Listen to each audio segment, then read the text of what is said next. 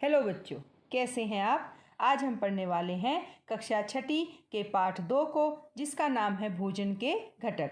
इस पाठ में बच्चों हम पढ़ने वाले हैं भोजन में कौन कौन से घटक होते हैं। साथ ही हम यह भी सीखेंगे कि भोजन के इन घटकों के स्रोत क्या हैं। उसके बाद हम परीक्षण द्वारा जांच करेंगे कि किस भोजन में कौन सा घटक मौजूद है। बच्चों, यह जानकारी अति महत्वपूर्ण है ताकि हम जो रोज़ भोजन करते हैं उसमें हमें पता चले कि कौन से घटक जो हैं वो हम ज़्यादा ले रहे हैं या कम ले रहे हैं। तो यह सीखने के लिए हम इस पाठ को पढ़ते हैं। शुरू करते हैं अपना आज का पाठ भोजन के घटक। बच्चों, हम भारत देश के बारे में जानते हैं। यह विभिन्नताओं से भरा हुआ देश है। यहाँ जितने भाग हैं वहाँ अलग अलग प्रकार के व्यंजन बनाए, पकाए और खिलाए जाते हैं। जहाँ एक थाली में बैंगन का भरता, चपाती, दाल हो सकते हैं, वहीं दूसरी में चावल, सांभर और भिंडी भी हो सकती हैं। यही नहीं, कई प्रकार के भोजन में अप्पम, मछलियाँ, सब्जियाँ भी हो सकती हैं। बच्चों, हमारे देश में विभिन्न भौगोलिक परिस्थितियों के कारण भिन्न भिन्न प्रकार का भोजन उगाया और बनाया जाता है। जितने राज्य उतने ही प्रकार का भोजन भी है। तो इन सब बातों को सुनकर आपके मन में कई प्रश्न आते होंगे, जैसे हमें कौन सा भोजन करना चाहिए, किस भोजन में कौन सा घटक होता है, क्या हमें इन सभी भोजन के घटकों की आवश्यकता होती है। तो इन्हीं प्रश्नों के लिए हम अंत तक इस वीडियो को देखेंगे। साथ ही शुरू करते हैं अपने प्रश्नों के उत्तर प्राप्त करने। जैसे विभिन्न प्रकार के खाद्य पदार्थों में क्या होता है। बच्चों, प्रत्येक व्यंजन एक या एक से अधिक प्रकार की कच्ची सामग्री से बना होता है, जो हमें पादपों या जंतुओं से मिलते हैं। और इस कच्ची सामग्री को हम क्या कहते हैं? संघटक। इन घटकों का हमारे शरीर के लिए अत्यंत महत्वपूर्ण कार्य है और यह घटक पोषक के नाम से भी जाने जाते हैं, है ना। तो अब आगे बढ़ते हैं। हमारे भोजन में मुख्य पोषक कौन कौन से होते हैं? यह अलग अलग होते हैं, जैसे कार्बोहाइड्रेट्स, प्रोटीन, वसा, विटामिन, खनिज लवण, रुक्षांश और जल। तो सबसे पहले हम पढ़ते हैं कार्बोहाइड्रेट्स और उसके स्रोत के बारे में। बच्चों, कार्बोहाइड्रेट्स मुख्यतः पाया जाता है अनाज में, जैसे गेहूं, चावल, बाजरा, शकरकंदी, मक्का, पपीता, गन्ना आदि। फलों में भी पाया जाता है यह। और दूसरा है प्रोटीन और उसके स्रोत। तो प्रोटीन हमारे शरीर के लिए अत्यंत आवश्यक है और यह पादप और जंतु दोनों ही स्रोत से हमें प्राप्त होता है। तो सर्वप्रथम इसके पादप स्रोत, जैसे दालें, कौन कौन सी? चना दाल, मूंग दाल, राजमा, सोयाबीन और मटर आदि। उसके पश्चात इसके जंतु स्रोत। जंतुओं से भी तो हमें प्रोटीन प्राप्त होता है और इसके कुछ जंतु स्रोत कौन कौन से हैं? जैसे पनीर, मछली, दूध, मांस, अंडे इत्यादि। फिर है वसा और उसके स्रोत। यह हमें पादप और जंतु दोनों ही स्रोत से प्राप्त होती है। तो पादप स्रोत में कौन कौन हुए? मूंगफली, सूरजमुखी, सरसों, सोयाबीन, नारियल आदि का तेल। फिर है वसा के जंतु स्रोत। तो वसा हमें जंतुओं से भी प्राप्त होती है, जैसे आप रोज दूध पीते हो, घी, मक्खन, अंडा, क्रीम, मछली, मांस, इन सभी से हमें वसा की प्राप्ति होती है। फिर है विटामिन और विटामिन के स्रोत। सबसे पहले विटामिन ए, क्योंकि विटामिन कई प्रकार के होते हैं जिन्हें हम अलग अलग नाम से जानते हैं। और विटामिन ए हमें मिलता है आम से, गाजर, पपीता, दूध, मछली के तेल आदि खाद्य पदार्थों से। फिर है विटामिन बी और विटामिन बी के अनेक स्रोत होते हैं, जैसे चित्र में भी दिखाई दे रहे हैं, जैसे मछली, दही, हरी पत्तेदार सब्जियां आदि आदि अनेकों विटामिन बी के सोर्स हैं। फिर है विटामिन सी। जितने भी आप खट्टे खाद्य पदार्थ खाते हैं उन सभी में विटामिन सी कुछ ना कुछ मात्रा में पाया जाता है, जैसे टमाटर, संतरा, अमरूद, नींबू, आंवला या हरी मिर्च में भी विटामिन सी होता है। फिर हमारा विटामिन डी। विटामिन डी के तो अनेक स्रोत होते हैं, जैसे दूध, मक्खन, अंडे, मछली। अरे बच्चों, यही नहीं, अगर आप सूर्य के प्रकाश में खड़े रहते हैं तो कुछ देर में हमारा शरीर जो है वो विटामिन डी स्वयं भी बनाने लग जाता है। फिर विटामिन ई, यह अति महत्वपूर्ण विटामिन है और ये हमें अनेक स्रोतों से प्राप्त होता है, जैसे बादाम, सूरजमुखी के बीज, मूंगफली, पालक, सोयाबीन का तेल और गेहूं के बीज का तेल भी विटामिन ई का स्रोत है। फिर विटामिन के, और विटामिन के अनेक प्रकार के भोजन स्रोतों से हमें प्राप्त होता है, जैसे चित्र में दिखाई दे रहे हैं। पत्ता गोभी, ब्रोकली, पालक, शलगम, चुकंदर, ये सभी विटामिन के स्रोत हैं। फिर खनिज लवण, और हमारे शरीर को खनिज लवण की आवश्यकता बहुत कम मात्रा में होती है, परंतु ये अति आवश्यक होते हैं। तो खनिज लवण के अनेकों जंतु और पादप स्रोत होते हैं। हमारे शरीर में आयोडीन, फास्फोरस, लौह, कैल्शियम, सोडियम, ये सभी खनिज लवण होते हैं और हमें ये सब प्राप्त होते हैं हरी पत्तेदार सब्जियों से, दूध से, अंडे, अदरक, मछली आदि से मिलते हैं। फिर हमारे लिए आहारी रेशे या रुक्षांश, ये हमारे भोजन का मुख्य हिस्सा होते हैं। हमारे खाने में रुक्षांशों की पूर्ति मुख्यतः पादप उत्पादों से होती है। हमारे खाने में रुक्षांश के मुख्य स्रोत जैसे साबुत खाद्यान्न, दाल, आलू, ताजे फल और सब्जियां हैं। तो हम क्या सीखा कि हमारे लिए ये अत्यंत आवश्यक है। अब आप समझ गए ना कि हमारे लिए पोषक तत्व और उनके घटक कितने जरूरी हैं और उनके स्रोत कौन कौन हैं, जैसे कार्बोहाइड्रेट्स, प्रोटीन, वसा, विटामिन, खनिज लवण और रुक्षांश। साथ ही जल भी एक पोषक तत्व है। तो सबसे पहले हम देखते हैं हमें ऊर्जा की आवश्यकता होती है। अपनी जैविक क्रियाएं जैसे पाचन, श्वसन, संवहन, उत्सर्जन के लिए तो शरीर ऊर्जा को इस्तेमाल करता ही है। साथ ही खेलने, कूदने, उठने, बैठने, चलने फिरने आदि क्रियाओं के लिए भी शरीर को ऊर्जा की आवश्यकता होती है। तो आप सोचते होंगे यह ऊर्जा हमें कहाँ से प्राप्त होती है। देखते हैं। ऊर्जा देने वाला भोजन यानी कार्बोहाइड्रेट्स और वसा। बच्चों, कार्बोहाइड्रेट से हमें ऊर्जा प्राप्त होती है। साथ ही वसा जैसे घी, चिकनाई, तेल, इन सब से हमें कार्बोहाइड्रेट्स के मुकाबले अधिक ऊर्जा मिलती है। क्योंकि कार्बोहाइड्रेट्स और वसा हमें ऊर्जा देते हैं, इसीलिए हम वसा और कार्बोहाइड्रेट को ऊर्जा देने वाला भोजन कहते हैं। जान गए ना आप ऊर्जा देने वाले भोजन कौन से हैं। फिर है शरीर वर्धक भोजन।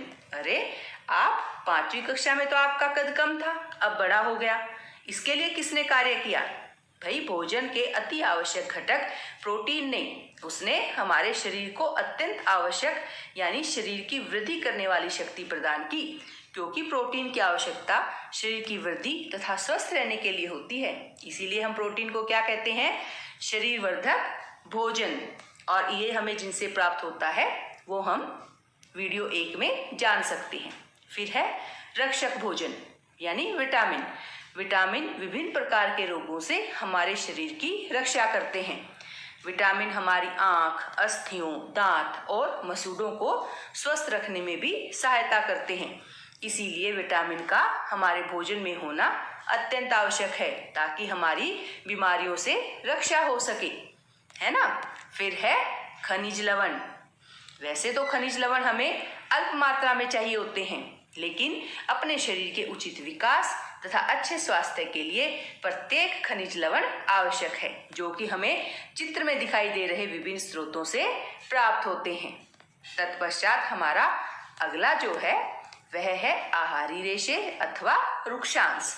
बच्चों, आहारी रेशे हमारे शरीर को कोई विशेष पोषक प्रदान नहीं करते, लेकिन यह हमारे भोजन का आवश्यक अवयव है और ये हमारे भोजन का आयतन बढ़ा देते हैं। रुक्षांश बिना पचे भोजन को बाहर निकालने हमारे शरीर की सहायता करते हैं, इसीलिए यह अत्यंत आवश्यक है। तो आहारी रेशे भी जरूरी हैं। फिर आता है जल। अब जल तो हमें बहुत सारे स्रोतों से मिलता है और जल भोजन में उपस्थित पोषकों को अवशोषित करने में हमारे शरीर की सहायता करता है। यह कुछ अपशिष्ट पदार्थों जैसे कि मूत्र तथा पसीने को शरीर से बाहर निकालने में भी हमारी मदद करता है। वैसे तो हमारे शरीर को जितने जल की आवश्यकता होती है वह हमें उन वस्तुओं से प्राप्त होता है जिन्हें हम द्रव रूप में लेते हैं, जैसे कि जल या दूध या चाय जो भी आप पीते हैं। इसके अलावा हम जो भी भोजन पकाते हैं उसमें भी तो पानी का प्रयोग करते हैं, तो जल हमें उचित मात्रा में प्राप्त होता है। तो देखा बच्चों, आज हमने जाना कि भोजन के विभिन्न पोषक तत्व हमारे लिए कितने आवश्यक हैं और हमें इन्हें हर हाल में लेना चाहिए ताकि हमारे शरीर की उचित वृद्धि, ऊर्जा और रक्षा हो सके। आज हम कक्षा 6 के पाठ 2 भोजन के घटक से संबंधित जो पोषक तत्व हैं उनके बारे में टेस्ट के द्वारा यानी परीक्षण के द्वारा पता करेंगे कि वो कौन से भोज्य पदार्थ में कौन सा पोषक तत्व मौजूद होता है।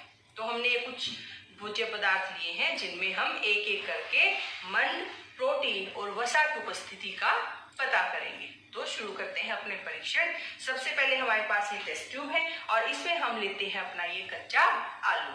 कच्चे आलू के टुकड़ों को हम टेस्ट ट्यूब के अंदर जब डालेंगे इस प्रकार से, और फिर हम उसके अंदर डालेंगे ये आयोडीन। आयोडीन की कुछ बूंदें। आपको पता है ना हम क्या करते हैं इसके टेस्ट के लिए, आयोडीन। और आयोडीन कैसा रंग दे देगा ये आपको अभी नजर आ जाएगा। कुछ ही क्षण में इसका रंग आप बदलता हुआ देख सकते हैं कि यहाँ पे आप जो है गहरा नीला या काले रंग का जो है वो पदार्थ आ गया। यानी इसके अंदर किसकी मौजूदगी है? आलू, कच्चे आलू के अंदर मंड की उपस्थिति है। और हम ये अपने रिकॉर्ड में लिख देंगे कि कच्चे आलू के अंदर क्या उपस्थित है? मंड उपस्थित है। अब इसके लिए हम करते हैं आलू के ऊपर कि क्या इसके अंदर प्रोटीन भी उपस्थित होता है। तो आलू हम दोबारा से लेंगे अगली टेस्ट ट्यूब में, और मंड की उपस्थिति तो हमने जानी आयोडीन से, लेकिन प्रोटीन की उपस्थिति के लिए हमें चाहिए कॉपर सल्फेट विलयन और कॉस्टिक सोडा विलयन जो हमने यहाँ ले रखे हैं। इसमें हम कुछ बूंदे डालेंगे कॉपर सल्फेट विलयन की और कुछ बूंदे हम डालेंगे इसके अंदर कॉस्टिक सोडा विलयन की, और इसको कुछ समय के लिए छोड़ देंगे। इसके अंदर यदि बैंगनी रंग आता है तो प्रोटीन इसके अंदर मौजूद है, वरना नहीं है। फिर हम देखते हैं कि क्या आलू के अंदर मंड उपस्थित है, वो हमने देख लिया। प्रोटीन के लिए हमने टेस्ट कर लिया। क्या आलू के अंदर वसा भी उपस्थित है? इसके लिए हम ये कागज लेंगे और इसको इस प्रकार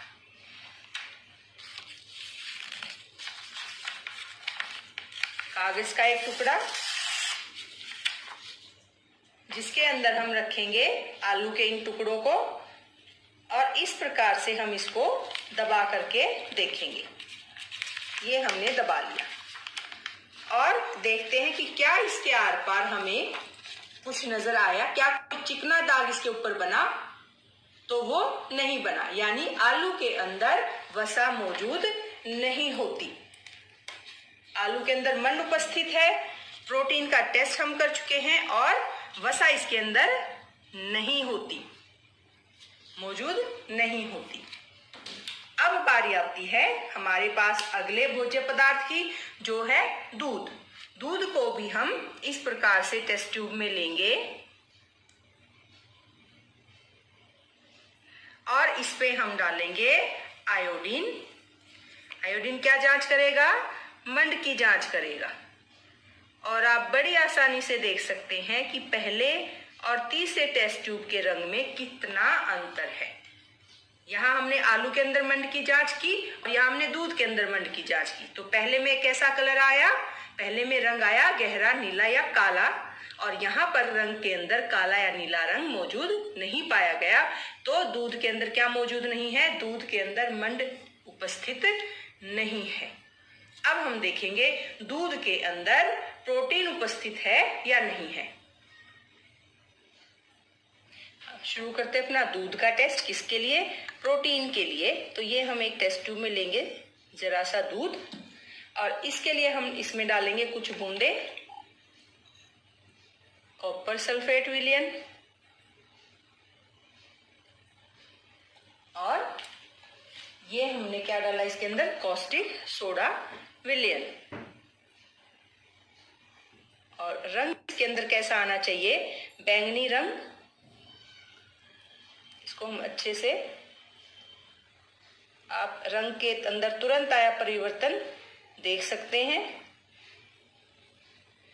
और साथ ही बच्चों यहाँ मिलान कर सकते हैं कि जो हमने आलू के ऊपर ये टेस्ट किया था उसके अंदर कोई ऐसा रंग नहीं आया जो हमें इस 1 नंबर की टेस्ट ट्यूब में नजर आ रहा है। यानी दूध के अंदर प्रोटीन मौजूद है लेकिन आलू के अंदर प्रोटीन मौजूद नहीं है। तो अगर बैंगनी रंग हमें मिलता है तो बैंगनी रंग दर्शाता है प्रोटीन की उपस्थिति, तो हमें दूध के साथ तो प्रोटीन की जो उपस्थिति है वो प्राप्त हुई, लेकिन आलू के साथ ऐसा रंग हमें नहीं मिला। ये हम दोनों में अंतर यहाँ स्पष्ट देख सकते हैं। तो हमने क्या क्या परीक्षण किए? कच्चे आलू में मंड उपस्थित है लेकिन प्रोटीन और वसा अनुपस्थित है। वहीं दूध के अंदर मंड नहीं है लेकिन प्रोटीन उपस्थित है। और हम जानते हैं बच्चों कि दूध से हम बहुत सारा घी बनाते हैं, मक्खन बनाते हैं, तो ये हमें पता है कि दूध के अंदर जो है वो वसा की मौजूदगी होती है। मलाई भी तो दूध पे ही आती है ना।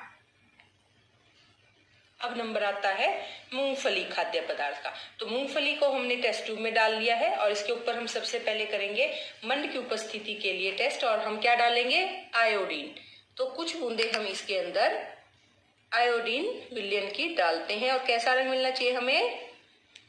गहरा नीला या काला रंग हमें इसमें मिलना चाहिए, लेकिन हमें अभी तक ऐसा रंग नजर नहीं आ रहा।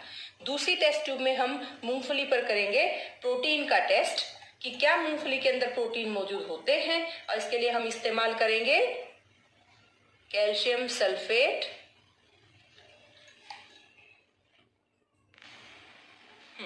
तो ये हमने एक टेस्ट ट्यूब में मूंगफली, और यहाँ पर इसमें हमने डाली क्या?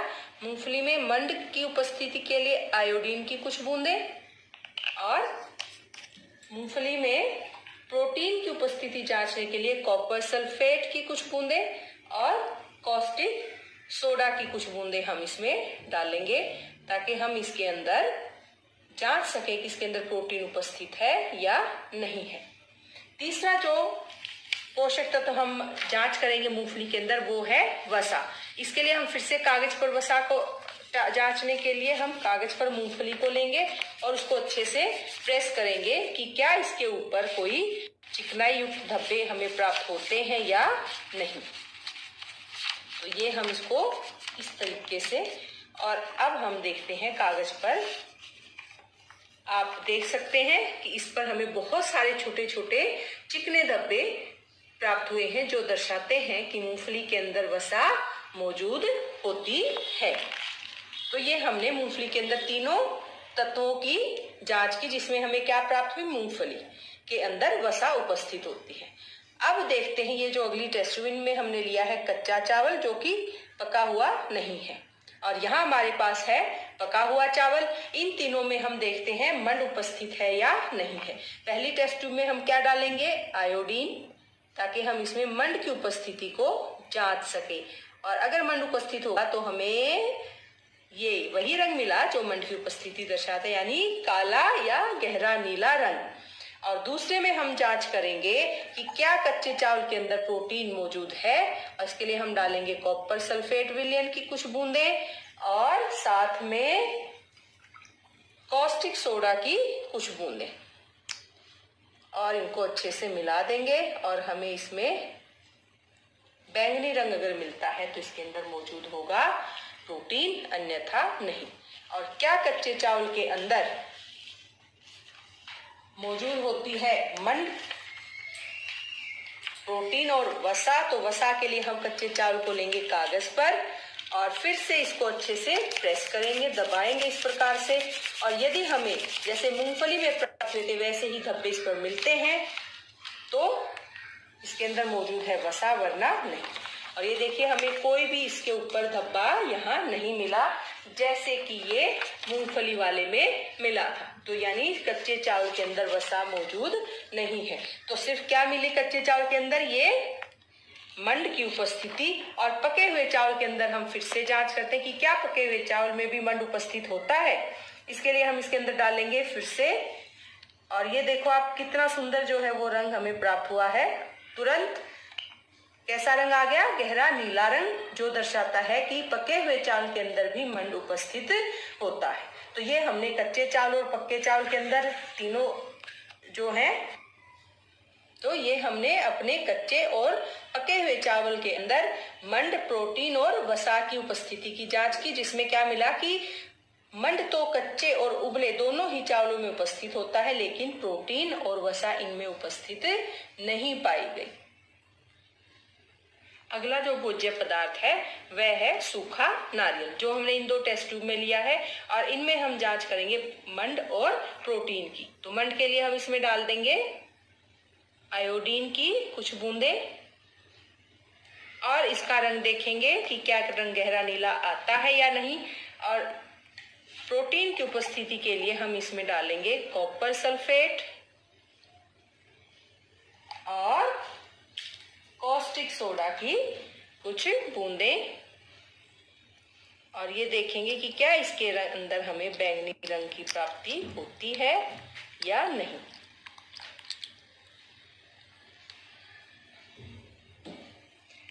और तीसरा जो है वो है वसा की जांच। कच्चे नारियल को हम ऐसे कागज के टुकड़े पर रखेंगे, पेपर स्ट्रिप पर, और उसको हम फोल्ड करके ऐसे मोड़ करके प्रेस करेंगे और देखेंगे कि क्या इसके ऊपर कोई हमें चिकना धब्बा प्राप्त होता है या नहीं।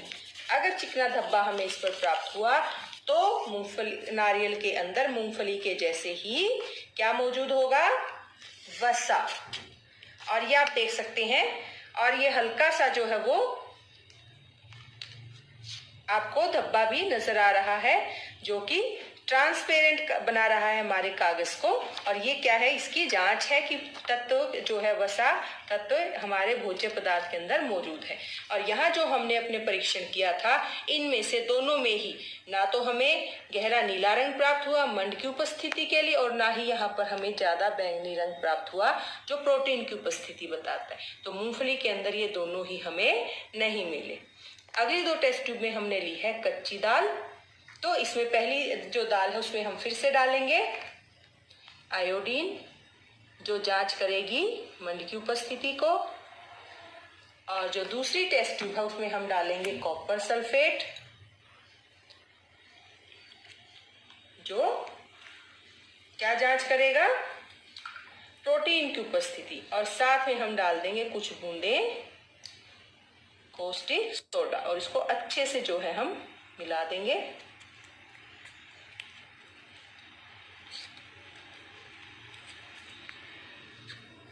और देखेंगे कि क्या इसके अंदर, कुछ देर इसको रखेंगे। तो आप देख सकते हैं बच्चों, यहाँ पे जो हमने कच्चा नारियल लिया था उसके अंदर आपको हल्का सा जो है जामुनी रंग बहुत कम मात्रा में नजर आ रहा है। ये हम दाल में प्रोटीन की उपस्थिति के लिए टेस्ट कर चुके हैं। इसको कुछ समय रख के फिर इसका रंग देखते हैं। और अब हम कच्ची दाल के अंदर मंड की उपस्थिति के लिए अपना पेपर टेस्ट करेंगे।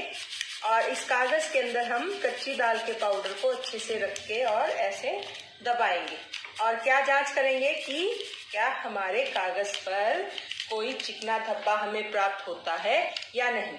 तो हम देखते हैं कि क्या ये आया। तो ये देखिए, कोई चिकना धब्बा हमें प्राप्त नहीं हुआ, जैसे यहाँ मूंगफली या नारियल के समय हमें प्राप्त हुआ था। यानी कच्ची दाल के अंदर भी मंड और वसा की उपस्थिति नहीं है। अब ये हमारे पास है अगला भोज्य पदार्थ, जो है पकी हुई राजमा। यानी इसके अंदर अब हम जांच करेंगे कि क्या इसके अंदर वसा, प्रोटीन या वसा की उपस्थिति है या नहीं। तो हम इसके अंदर डालते हैं कुछ बूंदें आयोडीन की, और ये देखते हैं कि इसके अंदर कार्बोहाइड्रेट का रंग हमें मिलता है या नहीं। तो आप देख सकते हैं इसके अंदर हमें काला रंग जो है वो नजर आना शुरू हो गया है।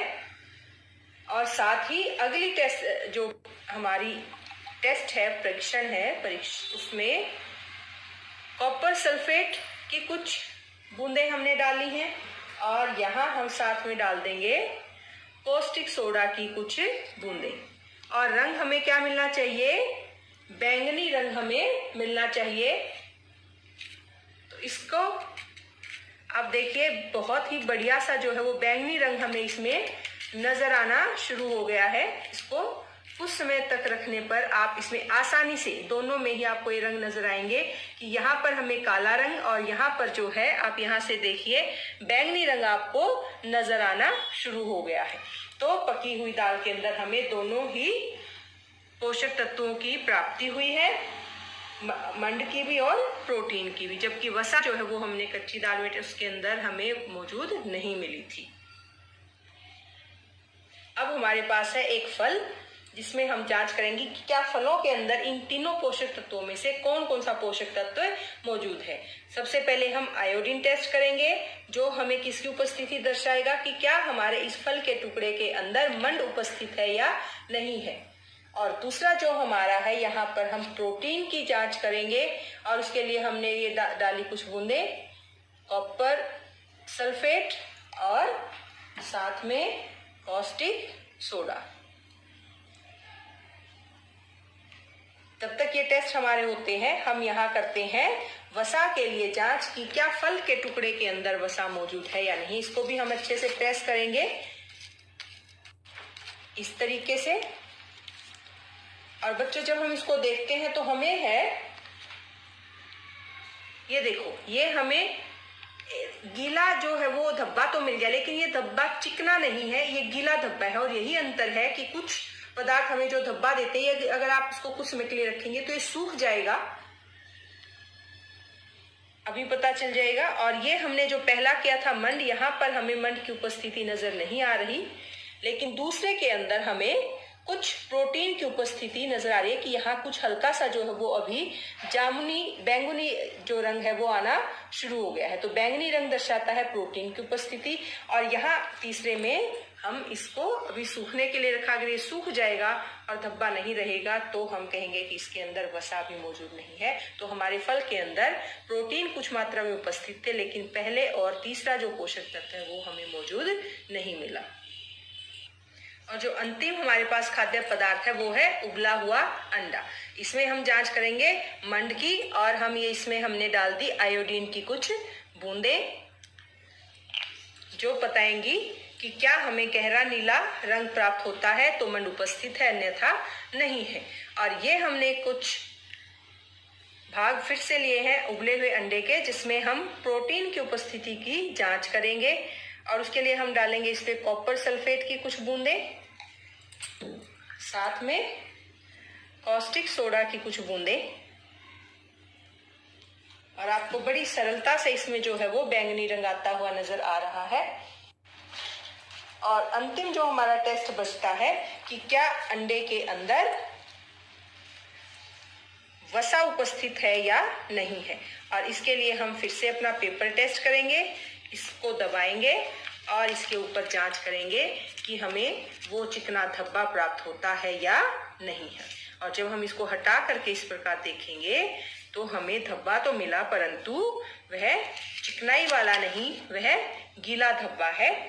जैसे यहाँ जो धब्बा मिला था वो अब सूखने लग गया है।